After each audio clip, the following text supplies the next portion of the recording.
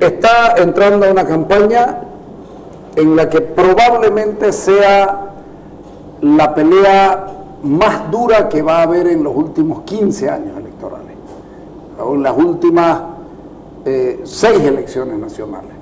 Un Evo Morales muy fuerte, con un poder muy grande, con sectores que antes eran claros oponentes y hoy están por lo menos pasivos, si es que no están al lado del gobierno. Y ustedes están haciendo campaña ahí. ¿Cómo la ven esta cuestión? ¿No han analizado esto? ¿La fortaleza de Evo Morales? Por supuesto. Por ahí el dicho dice, no está muerto quien pelea. Y lo único que no podemos dejar de hacer es pelear. Yo creo que no hay invencibles en esta tierra. Yo soy creyente, Carlos, y creo que el único invencible está arriba. Aquí abajo vemos humanos y todos somos vencibles. Yo recuerdo muy bien cuando Evo era candidato, nadie pensaba que iba a ganar. Sin embargo, ganó las elecciones. O sea que los resultados se dan. Dependiendo mucho del discurso, sé y estoy consciente de que no va a ser fácil, de que va a ser duro, no solamente por la fortaleza que tiene el presidente en este momento, porque esa fortaleza se debe fundamentalmente también a la toma total del poder. Yo recuerdo muy bien cuando el vicepresidente decía, hemos llegado al gobierno pero no tenemos el poder. Hoy tienen todo el poder. Y ahí viene la otra parte complicada. Y lo he vivido yo en el Beni en enero del año 2013, cuando tuvimos que enfrentar una campaña con un gobierno utilizando prácticamente todo. Los recursos del Estado, utilizando las obras del Estado, los medios del Estado, utilizando al Poder Judicial, utilizando al Ministerio Público, o sea, moviendo todo el poder para ganar las elecciones y tomar el departamento del Beni. No pudieron hacerlo en el Beni. Yo sé que a nivel nacional no es la misma situación que en el Beni, pero créame que estoy optimista. No le tengo miedo al desafío, no le tengo miedo. Es más, mientras más difícil... ¿El Evo es más ganable que el de la elección? Yo creo que sí, yo creo que sí. Evo, porque al final y al cabo ha habido un desgaste, son varios años. El pueblo boliviano también se cansa de tener la acumulación de poder. La acumulación de poder genera un desgaste, ¿no? ¿Quiénes son los que acumulan poder? ¿Quiénes son los que quieren eternizarse en el poder? Los tiranos, los dictadores, ¿no? Y Bolivia no es un país que sea muy benevolente a los dictadores, es más, siempre hay un rechazo. Yo creo que el haber estado ya 8 años en el poder el presidente y en 8 años con esta bonanza económica no haber solucionado los problemas... ¿Usted es piloto, no? No, no soy. No soy. Pero su padre era... Mi hermano es, así es. ¿Está con buen viento de cola, sí, don Evo Morales, en este momento? ¿Todavía? Ojalá que lo utilice para aterrizar el viento de cola. Porque cuando uno aterriza con el viento de cola se saca la infundia, ¿no? O sea, no, esperemos que sea así. De todos modos, puede ser, pero el viento puede cambiar también, ¿no? El viento puede cambiar. Todo depende de cómo se encare la campaña. ¿Hay una buena situación económica en el país en este momento? Sí. No lo vamos a negar. Hay plata en los bolsillos de la gente. Pero hay una buena situación económica que no es fruto al trabajo del gobierno, es fruto nomás de lo que está pasando, que ha habido una alza en el tema de los precios del gas, ha habido una alza en el tema de hidrocarburos, ha habido una alza en el tema de los minerales, y eso ha generado que hayan ingresos en el país, ¿no? Han ingresado más de 6.000 millones de dólares. Y mire usted, Carlos, a pesar de haber ingresado o incrementado en más de 20 veces la cantidad de recursos que tenía antes el país con lo que tiene hoy, la situación de los bolivianos no ha cambiado en la misma proporcionalidad. O sea, no se ha sabido utilizar esos recursos para llegar de verdad a solucionar los problemas más importantes que tiene el boliviano y la boliviana. Entre las debilidades de don Evo Morales está en que no ha arreglado lo estructural, y una de sus fortalezas es el haber repartido plata por la vía abonos, etcétera, etcétera. Lo estructural, ¿cómo se arregla? Mire, yo creo que lo estructural viene a ser lo fundamental que debe tener todo individuo, todo ser humano: salud y educación. Y eso no lo ha arreglado. No lo ha arreglado. no ha tenido la capacidad de arreglarlo. Yo le pongo ejemplos: Pando, Beni, Tarija, Oruro, Potosí, no tienen hospitales de tercer nivel. No tienen las condiciones y la gente se nos muere justamente por no tener los hospitales necesarios. ¿Por qué con tanta bonanza económica? Y le pongo otro ejemplo: el departamento del Beni. Nosotros somos un departamento pobre. Desde el 2007 tenemos el Seguro Universal de Salud Autónomo del Beni, la gobernación, a través de la prefectura, y continuamos en la gobernación, con más de 200 prestaciones, con tan pocos recursos. ¿Qué significa eso? Que un ciudadano que está entre los 5 años, porque antes de eso está el SUMI, que cubre, el seguro SUMI cubre a menores de 5 años, y que está por debajo de los 60 años, tiene 200 prestaciones más medicamentos gratuitos. Si usted se enferma y necesita análisis, son gratuitos. ¿Cómo se hace sostenible eso en un pueblo pobre, como usted me dice? Se lo hace a través de una buena administración, otorgando los recursos, involucrando a los municipios. O sea, y nosotros lo hicimos con los 19 municipios del departamento, porque en ese entonces los hospitales eran tuición de los municipios. Hoy ya no. Hoy los hospitales de tercer nivel han pasado a tuición de la gobernación. O sea que tiene que haber un cambio en la administración, pero igual está funcionando. Ahora ya no se le entrega los recursos a los municipios para que hagan las prestaciones o paguen los servicios prestados o la compra de medicamentos. Ahora ya todo lo hace la gobernación a través de los hospitales de tercer nivel. Y créame que da resultado, porque hay mucha gente que no tiene plata para operaciones, y cubre operaciones, cubre tomografía, cubre radiografía, cubre internación, cubre todo lo básico, 200 prestaciones. Hay mucha gente que tiene problemas de vesícula, por ejemplo, cubre diabetes, cubre gratis. Cuando han venido los problemas, por ejemplo, en Pero cuando decimos gratis, es gratis. Gratis, no pagan un centavo. No pagan un centavo, Carlos, ni en medicamentos, ni en el tratamiento, ni en quirófano, ni en operación, ni en nada. Al comienzo tuvimos problemas, pero hemos ido ajustándolo. ¿Y eso por qué no se lo puede hacer a nivel nacional? ¿Acaso la salud no es lo más importante para una persona? Quien tiene salud tiene posibilidades. Quien tiene educación, si hay salud y hay educación, hay un país próspero. Ahí deberían estar las prioridades del gobierno focalizadas. Ok, las fortalezas del gobierno son estas, las fortalezas de ustedes para encarar una elección.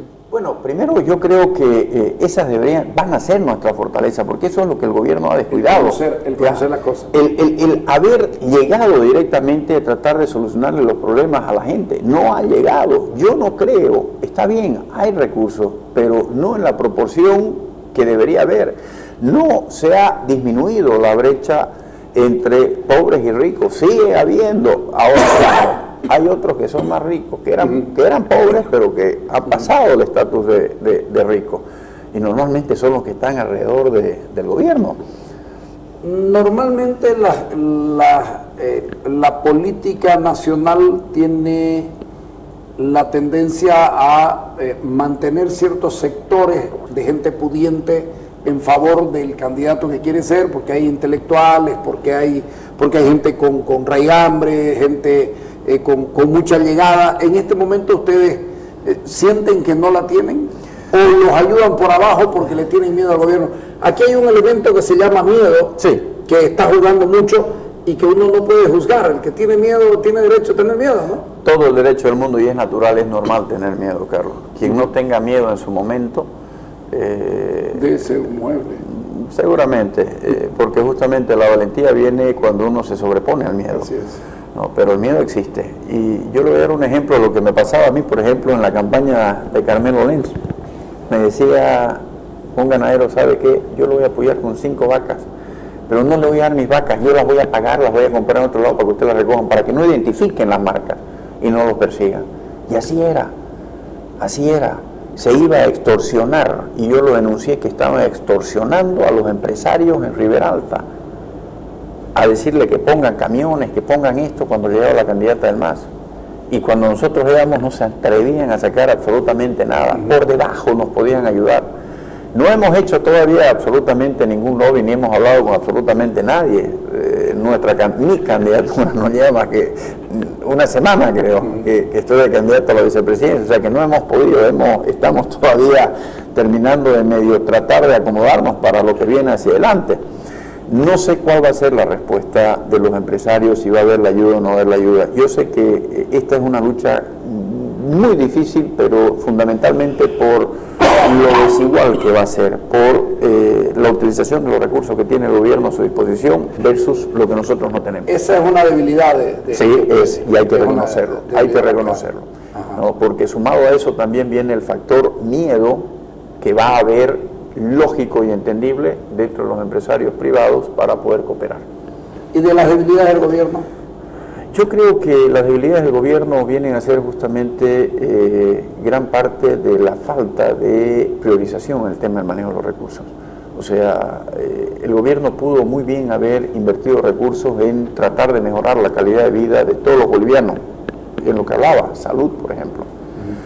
Yo creo que están bien las canchas de fútbol, pero también debería habérsele dado la preferencia a la salud, a la educación. No basta con regalar un bono para el Juancito Pinto, por ejemplo. Yo no creo que sea eso suficiente. Ustedes tienen una carpeta en la mochila autonómica. La mochila autonómica. Ahí es donde yo voy. Me acuerdo de eso. Sí, por ahí teníamos nosotros una. Y estoy procesado por eso, ¿no? Estoy procesado. O sea, sí, por todos los proyectos que han dado resultados en el Beni, estoy procesado. Los motores de luz, las pistas asfaltadas, por todo estoy procesado. Pero yo creo que, a ver, los recursos son necesarios, Carlos. Pero de verdad los invertimos. ¿Por qué se los entrega en noviembre? ¿Por qué no entregarlo, por ejemplo, a comienzo de año para que se puedan comprar material? En noviembre, ¿qué utilidad se le puede dar? Si no es otra al margen, cuando ya está terminando prácticamente el año escolar. Pero si lo hacemos en febrero, cuando empieza el año escolar, ahí se justificaría para la compra de materiales. Pero en vez de entregarle el recurso, que muchas veces el padre, por mucha razón, puede utilizarlo y gastarlo en otra necesidad, y no necesariamente en la educación, no estamos incentivando la educación. Por eso es de que nosotros optamos, en vez de entregarle dinero, las mochilas autonómicas, en las que hayan mochilas. ¿Cuántas llegaron a repartir en su momento? Llegamos a repartir alrededor de 70.000 mochilas. 70.000 mochilas, porque lo hacíamos solamente a los colegios fiscales de primero a quinto, de primero a quinto de primaria, ¿no? Y tenía la intención de subirlo, de entregar todo primaria, que era hasta sexto, y también pre-kinder, ¿no? O sea, porque los que más sufrían eran los niños de prekinder, que veían su mochila y todo el mundo quería tener su mochila, venía con sus cuadernos, con lapiceros. O sea, era una ayuda de verdad al padre de familia para evitar la adquisición de estos materiales y ahorrarse. Y eso sí incentiva la educación. Pero el tema del bono, por ejemplo, a nadie le cae mal que le regalen. Ya, pero podríamos mejorarlo. ¿Esto lo ha conversado ya o van a alargar? ¿Cuándo se van a sentar a hacer programa de campaña? Hoy día justamente estuvimos reunidos en eso, ya están las comisiones trabajando para terminar de compatibilizar nuestro programa con el de ellos y sacar uno solo, que es el que vamos a tener que presentar necesariamente al Tribunal Supremo Electoral, porque ese es un requisito para poder inscribir candidaturas. ¿Cuál es la peor amenaza que tienen ustedes en la política? Yo creo que para mí es la persecución, ¿no? El hecho de, por ejemplo, ya yo hace una semana soy candidato y ya mañana tengo que estar en el Poder Judicial de nuevo, ¿no? ¿Cuántos se lo llamaron? No le voy a decir a los jueces. Le voy a decir. Es que ya le dije al Ministerio Público, porque es el Ministerio Público normalmente el que está detrás, es el brazo operativo. En realidad es la policía de este gobierno, ¿no? Es la que había en épocas pasadas, ¿no? Es la encargada de meter presos, de encarcelar, perseguir, es el Ministerio Público. Así que, como los saludé a ellos en su momento, ya me han devuelto el favor y ya estoy notificado para estar mañana a las 3:30 en una audiencia conclusiva.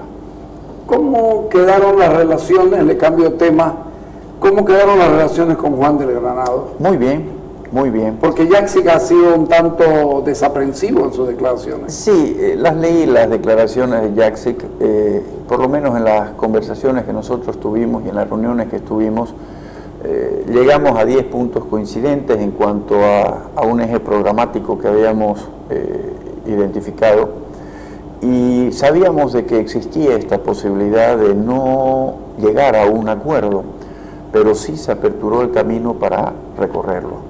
Sabíamos de que sí, y también fue un principio de acuerdo, el de que si no llegábamos a nada, manteníamos buenas relaciones. Y creo que eso hemos hecho. Hemos visto de que no habíamos sido tan distantes, o sea, no habían muchas barreras entre nosotros. Han habido más coincidencias en cuanto a visión de país, y a mí en su momento Juan me dijo de que él aplaudía y felicitaba en la forma de cómo nosotros habíamos nacido a la vida política, que no hicimos un instrumento para encarar una elección, sino que primero hemos tenido un recorrido. Nacer desde el poder, como han podido nacer desde la oposición. Así es, pero nosotros venimos con un recorrido, con una lucha de varios años en el tema del proceso autonómico y la defensa, y luego hemos venido ya a convertirnos en una estructura política. En el Oriente hoy hay una pareja que es claramente visible: Rubén Costas, Ernesto Suárez, y lo pongo así porque obviamente Rubén Costas todavía es gobernador, es el jefe nacional o el primer secretario del movimiento demócrata, y está usted con una gran acumulación desde Pando hasta Tarija. Yo siempre digo, es la recuperación de la media luna, puede que no les guste a algunos, pero políticamente todavía está marcada, el territorio nacional sigue siendo el mismo. Eso lo ha sabido entender Juan de Bernardo y ahora Samuel Doria Medina, decir, hey, si vamos allá, ellos tienen su acumulación, tienen su espacio ganado, nosotros llegamos tocando la puerta. ¿Lo han sabido entender? Yo creo que sí, Carlos, porque el hecho de que lo asumo en primer lugar de que es así. Yo creo que sí, y le digo esto porque el hecho de que ellos se sienten y que ambos partidos hayan querido aliarse con nosotros es una muestra clara de esta realidad. Si no, no hubiésemos sido interesantes para ellos. Nosotros buscamos esa alianza de 3, que no se pudo dar, porque hubieron problemas entre Juan y Samuel. Juan quería una alianza con los demócratas y Samuel también, o sea, había un interés marcado en ambas candidaturas o ambos partidos porque se haga una alianza con los demócratas. Después de varias evaluaciones y de todo, se decidió hacer una alianza con ¿por qué con Unidad Nacional y no con todo el grupo que hoy, yo decía esta mañana en la radio, no me creí mucho el discurso de Samuel Doria Medina de unidad por encima de todas las cosas, porque al final de cuentas es Samuel Doria Medina y Unidad Nacional los que hacen acuerdo con demócratas, ¿verdad? ¿Y en qué situación quedan los otros? Cuando le preguntan a Samuel Doria Medina ¿y qué opina de lo que hace el MR? Yo no me voy a meter en asuntos internos, es decir, no hay una congruencia entre lo que se buscaba y lo que se practica. A ver, nosotros siempre hablamos de tener una alianza con Unidad Nacional. ¿Por qué no con...?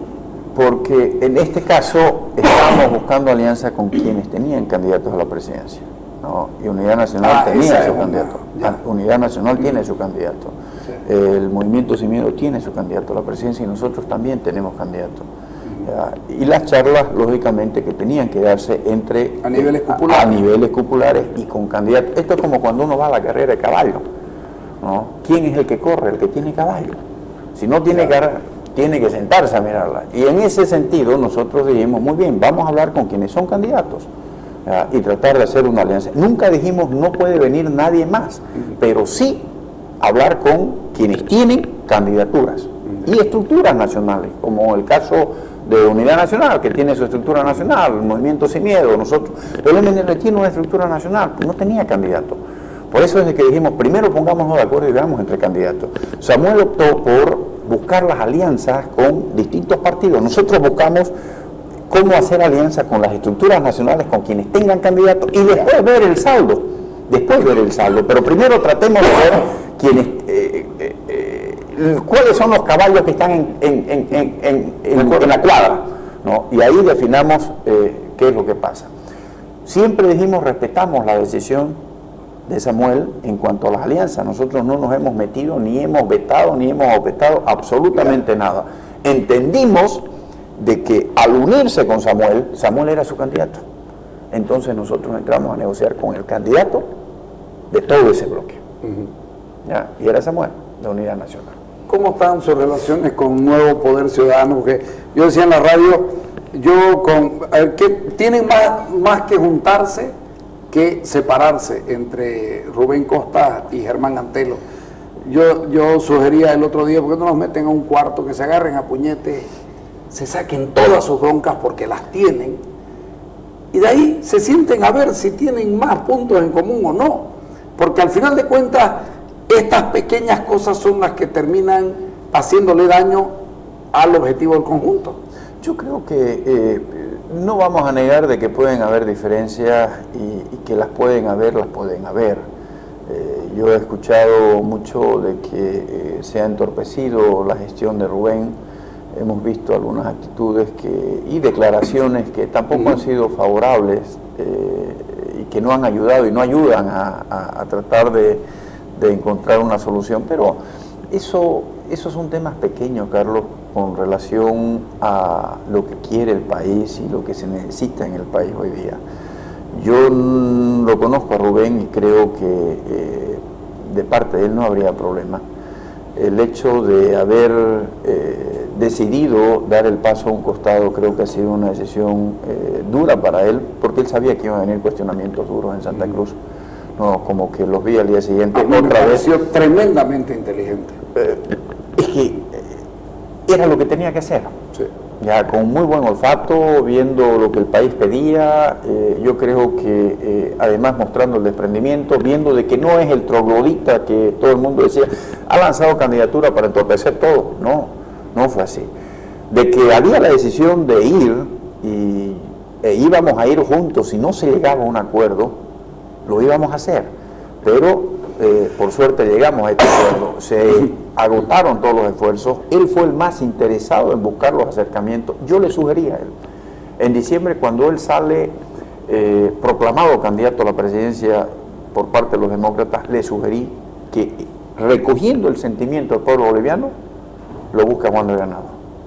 Y después sigamos y continuemos las conversaciones con Samuel. ¿Usted fue colega de Juan de Granados en el Parlamento? No fue. Yo con Juan había tenido una conversación el 24 de septiembre del año pasado, que nos topamos en el aeropuerto, y él tuvo la gentileza de visitarme en mi casa hace unos 2 meses atrás. Estuvimos conversando unas 2 horas y media, 3 horas en Trinidad, y habíamos tenido otras conversaciones por teléfono, pero nunca, aparte de las que nos hemos encontrado en estos últimos tiempos, dado los acuerdos, los avances en los acercamientos que estábamos buscando, pero antes no había tenido. ¿Usted cree en las encuestas? A ver, ¿qué le podría decir, Carlos? Las encuestas en el Beni le daban 20 puntos por arriba, 28 puntos por arriba a la candidata del MAS. Estaba claramente. Una de las Supongo encuestas. Que ya no sabe si sigue funcionando esa empresa. Espero que no sean las que están utilizando para sacar los resultados ahora, ¿no? Pero yo creo que las encuestas reflejan la situación del momento. O sea, es una fotografía del momento. Le hago esta pregunta porque, curiosamente, hay una encuesta de una revista muy prestigiosa de Poder y Placer, que ha hecho unas encuestas que le dan entre el 34 y 36% de aceptación a la oposición. Yo he contestado ahí una cuestión sobre eso. No había habido esta alianza todavía, pero digo, 34 a 36% a una oposición que no estaba articulada y no existe. Ese es una vez que ustedes vean las encuestas, ese es el objetivo, lograr entre el 34 y el 36%, evitar la mayoría absoluta de Evo Morales y que por lo menos vayan a segunda vuelta. Mire, Carlos, puedo parecerle demasiado optimista y me dirá, está soñando, pero el objetivo es ganar. Sabemos que no es fácil. Si no ganamos mínimamente vamos a una segunda vuelta. Haremos todos los esfuerzos porque las cosas cambien en el país. Yo sé que las encuestas reflejan la situación del momento, ¿ya? Es la fotografía del momento. Pero hay que ver ahora una encuesta con el anuncio de ustedes. Y albergo la esperanza, si bien es difícil que Juan pueda sumarse, si Juan lanza su candidatura también va a generar un escenario bastante interesante, más o menos como lo que pasó en el departamento del Beni en su momento. La candidatura de Pedro Núñez no nos roba votos a nosotros, le roba votos al MAS, y eso también nos ayuda. Y eso podría darse en la situación con la presencia de Juan, que podría muy bien ayudarnos a... Juan está definitivamente fuera del esquema Evo Morales. ¿Usted lo siente así o está conversando con él? He conversado con él y de acuerdo a lo que él me ha dicho está. Completamente decepcionado por lo que ha pasado. Se lo ve sincero además, ¿no? Se lo ve. Sí. Yo tuve una grata impresión de él. Como le digo, no había tenido nunca la posibilidad de conversar y hemos tenido una charla muy interesante, alrededor de 2 horas y media, 3. Me dejó una grata sensación, distinta al Juan. Siempre estuvimos enfrentados, ¿no? O sea, con Fabián Yaksic, le cuento esto como anécdota, no tuve la posibilidad de verlo en las negociaciones que estuvimos, pero yo juraba que Fabián Yaksic era masista. Yo también.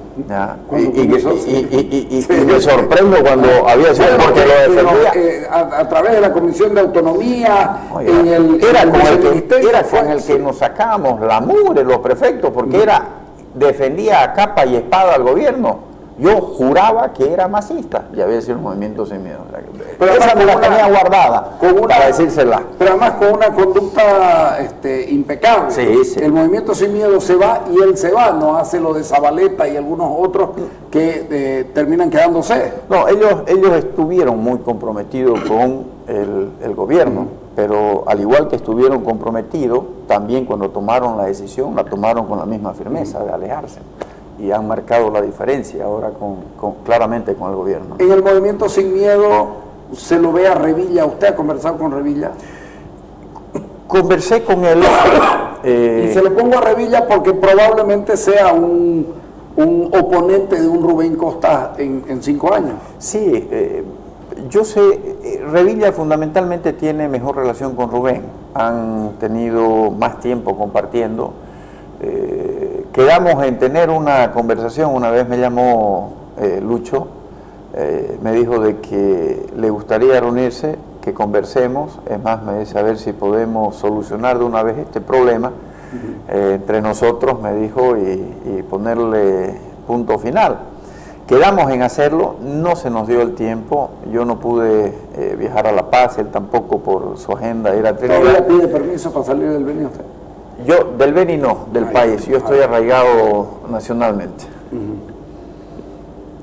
Le voy a pedir un corte, ¿ya? Y ahorita conversamos otra cosa. Dale.